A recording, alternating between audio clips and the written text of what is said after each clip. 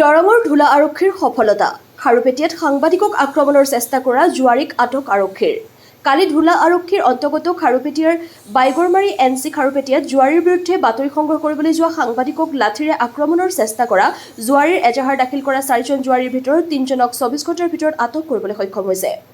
সাংবাদিকৰ লগতে জুৱাৰীৰ বিৰুদ্ধে অভিযোগকাৰীয়ে ছাইদুৰ আলীক মাৰধৰ কৰিছিল।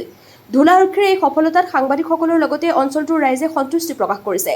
আনহাতে বাকী অপৰাধীক অতি শীঘ্ৰে আটক কৰিবলৈ দাবী জনাই এজাহাৰকাৰী আৰু আমচুৰ মুখ্য উপদেষ্টা আইনুদ্দিন আহমেদে। দলগাঁৱৰ পৰা Anowar Hussain report AIN live.